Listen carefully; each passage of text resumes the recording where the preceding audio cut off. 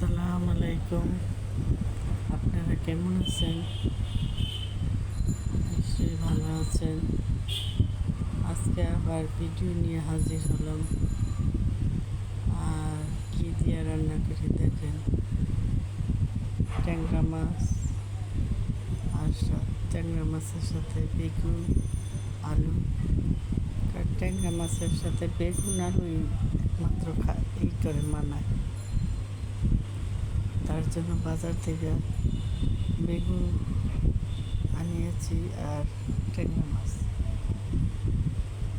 আর ট্যাংরা মাছটা ভালো করে ধুয়ে হলুদ মরিচ মেখে তারপর সেরেছি, তেলের মধ্যে ছেড়ে দিয়েছি, লাল লাল করে ভেজে নিয়েছি। কারণ ট্যাংরা মাছটা লাল করে না ভাজলে হয় না, তরকারিটা ঘ্রাণ হয় না। ট্যাংরা মাছ এক একজন এক এক রকম করে খায়, কিন্তু আমি জাস্ট ট্যাংরা মাছ যে কোনো মাছ একটু একটু বাজ্যেই খাই। ভাজতে যাইয়া তারপর সেই তেল ভাঙিয়া গেছে, অসুবিধা নাই। ভাঙা মাছ আবার তরকারি দিলে আবার ঠিক হয়ে যাবে। তারপরে ওই তেলের মধ্যে বেগুনটাকে ভালো করে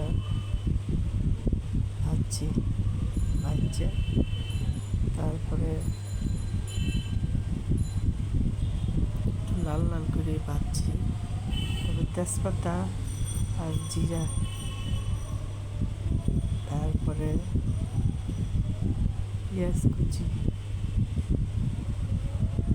কুচি দিয়া একটু লাড়াচাড়া দিলাম। লাড়াচাড়া দিয়ে আদা রসুন হলুদ মরিচ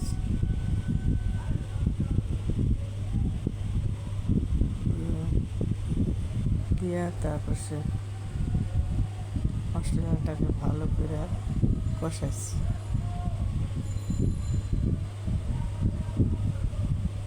তারপর সামান্য পরিমাণে একটু পানি দিছি, কারণ তেলের মধ্যে মশলা কষালে হয়ে যাবে, পুড়া যাবে। তারপর সেই যে আগুনটা দিয়া তারপর সে যে পানি দিছি,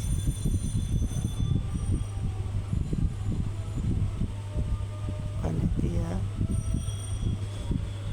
অনেকক্ষণ জাল দিছি। তারপরে আরেকটা পাত্রে ডালছি, ডাইলা তারপর সে মাছটি দিয়ে দিছি সুন্দর করে দিয়ে ভাঙা মাছটিও সুন্দর করে দিছি। দেখেন, আর তরকারিটা রান্না কিরকম হয়েছে আপনারা কমেন্টসে বলবেন। আর এই যে দুপুরের খানা, তরকারি আর তার সাথে ওই যে আচার, রসুনের আচার। দুপুর টাইমে আচার না হলে ভালো লাগে না, তার জন্য একটু আচার আর তরকারি নিয়ে খাইলাম। আপনারা কেমন লাগে, ভালো লাগলে কমেন্টস করে জানাইবেন। তাছাড়া আমি নতুন